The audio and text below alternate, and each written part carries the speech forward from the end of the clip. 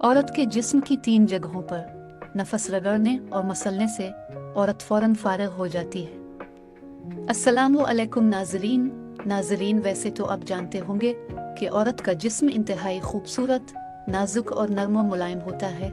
औरत के जिस्म में कुछ हिस्से इंतहाई हसास भी होते हैं, जिसकी वजह से मर्द को औरत के फारिग करने में बहुत आसानी होती है। औरत को फारिग करने का सबसे आसान तरीका हम बिस्तरी करना है, लेकिन अगर कोई मर्द किसी वजह से हम बिस्तरी नहीं कर सकता तो औरत के जिस्म में ऐसी जगहें भी होती है जिसको चूमने से और उसके ऊपर नफस रगड़ने से औरत बहुत जल्दी फारिग हो जाती है, जिसको आज हम आपके साथ शेयर करेंगे। नंबर 1, छाती पर नफस रगड़ना।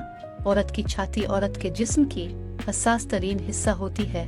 औरत की छाती इतनी नरम और नाजुक होती है कि मर्द के चूमने और चूसने से ही औरत गर्म हो जाती है और फिर मर्द के नफस को अपनी शर्मगाह के अंदर लेने के लिए तड़पती है।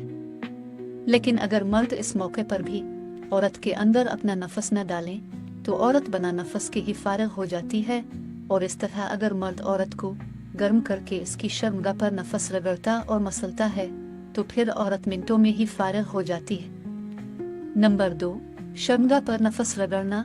औरत की शर्मगाह में नफस डालकर हम बिस्तरी करना और आखिर में औरत को फारिग करना तो एक नॉर्मल बात है, लेकिन वो मर्द हजरात जिनकी टाइमिंग कम होती है, औरतों को हैज होता है, तो फिर हैज की हालत में मर्द का औरत की शर्मगाह में नफस डालना इंतहाई मुहलिक साबित हो सकत। तो फिर ऐसी सूरत में औरत की शर्मगाह में नफस डाले बगैर औरत को फारिग करना बहुत ही आसान होता है, क्योंकि जब मर्द औरत को गर्म करके इसकी शर्मगाह के ऊपर अपना नफस रगड़ता और मसलता है तो औरत बहुत जल्दी फारिग होकर मुतमईन हो जाती है।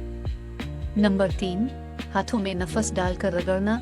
मर्द का अपने हाथों से अपने आप को फारिग करना तो हर किसी को मालूम है, लेकिन क्या आपको पता है कि मर्द बना रोमांस किए बना हम बिस्तरी करके औरत के हाथों में अपना नफस डालता है और फारिग होता है, लेकिन इसी दौरान अकेला मर्द फारिग नहीं होता।